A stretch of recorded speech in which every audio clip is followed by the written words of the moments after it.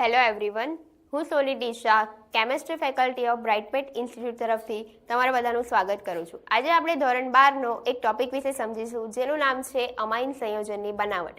Gabriel થેલિમાઇડ સંશ્લેષણ દ્વારા Gabriel થેલિમાઇડ સંશ્લેષણમાં આપણે થેલિમાઇડની ઉપયોગથી પ્રક્રિયા કરીને પ્રાથમિક અમાઇનની પ્રાપ્તિ કરીશું. આ પદ્ધતિમાં આપણને પ્રાથમિક અમાઇનની પ્રાપ્તિ થાય છે. તો થેલિમાઇડની પ્રક્રિયા કરવા માટે આપણે પહેલાં થેલિમાઇડ ક્યાંથી બને છે એ જાણીશું. તો થેલિમાઇડ આપણને થેલિક એસિડમાંથી મળે છે. તો એની પ્રક્રિયા આપણે એકવાર જોઈ લઈએ. તો સૌપ્રથમ આપણે થેલિક એસિડ દોરીશું, COOH. થેલિક એસિડની અમોનિયા સાથે પ્રક્રિયા કરતા અમોનિયાના 2 અણુ લઈશું. આપણને અહીંયા થેલેમાઇડ બને છે,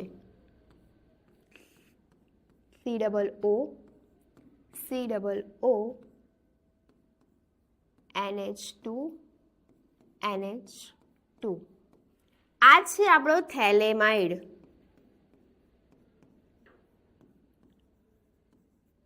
આ થેલેમાઇડને ગરમ કરીશું. આપણે આ થેલિમાઇડને ગરમ કરીશું તો થેલિમાઇડમાંથી એમોનિયાનો એક અણુ દૂર થશે. ક્યાંથી દૂર થશે? તો કે આ એમોનિયા, આ NH2 અને આમાંથી એક H. એટલે અહીંયા આપણને એક એમોનિયાનો અણુ દૂર થશે. તો આપણને નિપજ તરીકે થેલિમાઇડ મળશે.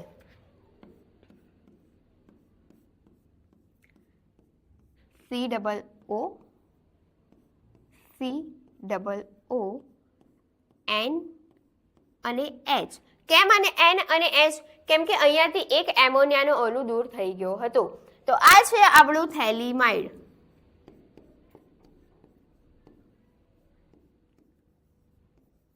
આ થેલિમાઇડના ઉપયોગથી આપણે પ્રાથમિક અમાઇન પ્રાપ્ત કરીશું. તો થેલિમાઇડને ઇથેનોલીય પોટેશિયમ હાઇડ્રોક્સાઇડ સાથે ગરમ કરીશું, પ્રક્રિયા કરીશું એટલે આપણને પોટેશિયમના ક્ષાર મળશે. તે ક્ષારને આલ્કાઇલ હેલાઇડ સાથે ગરમ કરી તેનું આલ્કલાઇન જળ વિભાજન કરીશું. તેનું આલ્કલાઇન જળ વિભાજન કરતા અનુવર્તી આપણને પ્રાથમિક અમાઇનની પ્રાપ્તિ થાય છે. તો આ પ્રક્રિયાથી આપણને એલિફેટિક પ્રાથમિક અમાઇન જ મળે છે. આ પદ્ધતિથી એરોમેટિક પ્રાથમિક અમાઇન પ્રાપ્ત થતા નથી. તો કેમ નથી થતા? કારણ કે એરાઇલ હેલાઇડ એ થેલિમાઇડથી બનતા ઋણ આયન સાથે કેન્દ્રાનુરાગી વિસ્થાપન પ્રક્રિયા આપતો નથી. તો હવે આપણે થેલિમાઇડની પ્રક્રિયા જોઈશું, જેનાથી આપણને પ્રાથમિક અમાઇનની પ્રાપ્તિ થશે. તો ચાલો જોઈએ. તો આપણે સૌપ્રથમ અહીંયા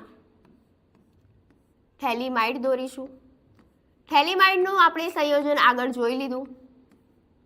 તે પ્રમાણે C double bond O N બંધ H. આ છે આપણો થેલિમાઇડ.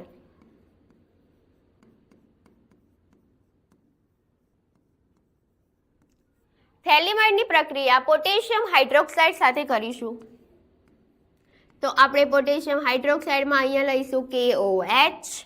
તો આ KOH માંથી OH અહીંયાથી H સાથે પ્રક્રિયા કરીને એક પાણીનો અણુ દૂર કરશે. જ્યારે આ પાણીનો અણુ દૂર થશે, અહીંયાથી હાઇડ્રોજન દૂર થશે, એટલે આ બંધ તૂટીને ઇલેક્ટ્રોન નાઇટ્રોજન લઈ જશે અને N- બનાવશે અને તેની સાથે K+ જોડાઈ જશે. એટલે આપણને અહીંયા મળશે પોટેશિયમના ક્ષાર. તો આપણે અહીંયા દોરીશું પોટેશિયમના ક્ષાર. C double bond O, C double bond O, N- અને K+. આ છે આપણા થેલિમાઇડના પોટેશિયમ ક્ષાર. કોના છે ક્ષાર? તો થેલિમાઇડના. આ પોટેશિયમ ક્ષારને આલ્કાઇલ હેલાઇડ સાથે ગરમ કરીશું. આલ્કાઇલ હેલાઇડ માટે અહીંયા R અને X. અહીંયા આપણને ખબર છે કે X એ વધુ વિદ્યુત ઋણતા ધરાવતો ગુણધર્મ ધરાવે છે. તો અહીંયા X માટે પાર્શિયલ ઋણ છે અને R માટે તેવી જ રીતે પાર્શિયલી ધન વીજભાર છે. અહીંયા ધન વીજભાર છે અને અહીંયા ઋણ વીજભાર છે, એટલે આ નાઇટ્રોજન એ R ને એપ્રોચ કરશે, એટલે અહીંયાથી બંધ તૂટી જશે અને આ X ઇલેક્ટ્રોન લઈને દૂર થશે, એટલે અહીંયાથી આપણને K ને પણ લઈને જશે, એટલે એક KX માઇનસ KX દૂર થશે અને નિપજ તરીકે આપણને શું મળશે તે જુઓ.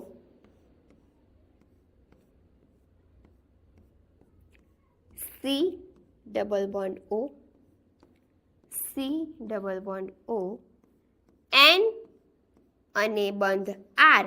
કેમ? કેમ કે આ નાઇટ્રોજને R ને એપ્રોચ કરીને તેની સાથે બંધ બનાવ્યો. હવે તેનું આલ્કલાઇન જળ વિભાજન કરીશું, NaOH. પણ કેવો આલ્કલાઇન? તો આપણને મુખ્ય નિપજ તરીકે આપનો પ્રાથમિક અમાઇન પ્રાપ્ત થશે અને તેની સાથે બીજી એક નિપજ પણ પ્રાપ્ત થશે, તે અહીંયા જુઓ.